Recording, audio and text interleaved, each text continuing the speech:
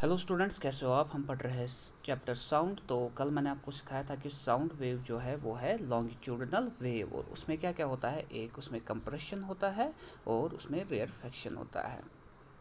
तो sound wave को हम डिस्क्राइब करेंगे जो उसकी फ्रीक्वेंसी होगी, जो उसका एम्पलीट्यूड होगा और जो उसकी स्पीड होगी।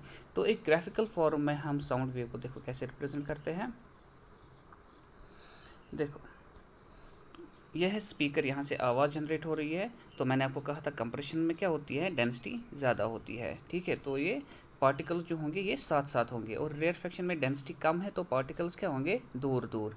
तो जितनी पार्टिकल्स नज़दीक होंगे उतना ज़्यादा प्रेशर होगा, जितने दूर दूर होंगे उतना कम प्रेशर होगा। तो ये डेंसिटी वेरिएशन है, ये प्रेशर वेरिएशन, और उसको हम ग्राफिकली फॉर्म में ऐसे लिखते हैं। अभी मैं आपको ये समझाता हूँ और डिटेल के साथ। देखो, तो ये साउंड वेव मैंने आपको देखा, ये दिखाया, ये ग्राफिकल फॉर्म में कैसे हम रिप्रेजेंट करते हैं। तो इसमें ये दिखाता है कि डेंसिटी और प्रेशर कैसे चेंज हो रहा है जब साउंड वेव जो है वो मीडियम के थ्रू चलती है। तो मैंने आपको समझाया था कि मीडियम ज़रूरी है साउंड वेव को ट्रैवल करने के लिए।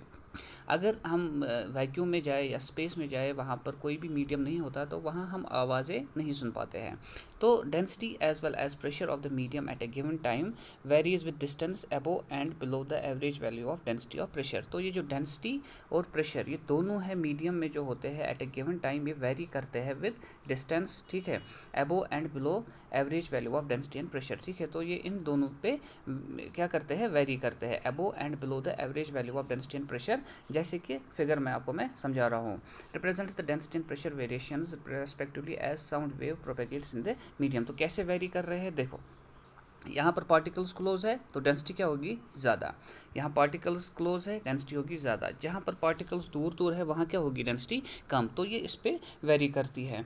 तो अब जितनी ज़्यादा डेंसिटी होगी उतना ज़्यादा प्रेशर होगा, ठीक है। तो ये इन चीज़ों पे वेरी करती है। अब देखो, यहाँ पर डेंसिटी और प्रेशर, यहाँ पर भी ये वेरी करते हैं। ये कैसे करती है वेरी, अभी मैं आपको और समझाता हूँ ये।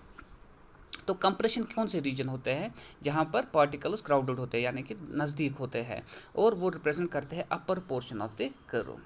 कौन से वाले, ये वाले, यानी कि अपर पोर्शन ऑफ कर्व, ठीक है। तो ये क्या करते हैं, represent upper portion of curve.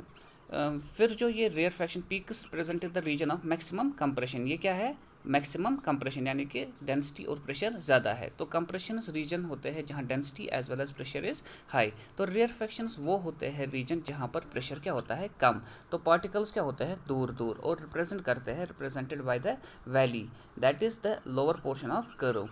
तो ये जो पीक है इसे हम कहते हैं क्रेस्ट, और वैली जो है उसे हम कहते हैं ट्रफ ऑफ ए वेव, ठीक है। ये क्या है, देखो, अब जहाँ पर कंप्रेशन है वो क्या करता है, रिप्रेजेंट, ये क्या है, peak is called as crest, इसको हम क्रेस्ट कहते हैं, CREST। और वैली जो है, जो नीचे आ रहा है ये, तो इसे क्या कहते हैं हम, ट्रफ, ठीक है। तो ये पीक या क्रेस्ट क्या करता है, रिप्रेजेंट, ये करता है कंप्रेशंस को रिप्रेजेंट, और ये जो ट्रफ है ये किसको करता है, रिप्रेजेंट रेयर फैक्शंस को। तो distance between two consecutive compressions, यानी कि दो कंसेक्यूटिव कंप्रेशंस के दरमियान जो ये कंप्रेशन है, इसके और इसके दरमियान जो डिस्टेंस है उसे हम कहते हैं वेव लेंथ। और दो रेयर फ्रैक्शंस के दरमियान जो डिस्टेंस है उसे हम कहते हैं वेव लेंथ, ठीक है। चाहे आप कोई भी किसी भी ये इससे देखो, चाहे आप यहाँ पीक है, जहाँ पर आप पीक देखोगे क्रेस्ट, और जो दूसरा उसके साथ ही होगा, ठीक है, दो कंसेक्यूटिव, तो उनके दरमियान जो डिस्टेंस होगी उसे हम वेव लेंथ कहते हैं। चाहे आप कंप्रेशंस में देखो या रेयर फ्रैक्शंस में देखो, दोनों जगह आप क्या कहोगे, इसको वेव लेंथ। तो वेव लेंथ को हम रिप्रेजेंट करते हैं बाय लैम्डा। तो इसे ग्रीक लेटर एक है लैम्डा, तो इसका जो SI यूनिट है वो है मीटर। तो ये आपको समझ आया। देखो क्या है, फिर से मैं थोड़ा सा आपको ये समझाता हूँ। अब मैंने कल भी आपको समझाया था, जहाँ पार्टिकल्स क्राउडेड होते हैं वहाँ क्या होता है, डेंसिटी होती है हाई, या प्रेशर भी होता है हाई।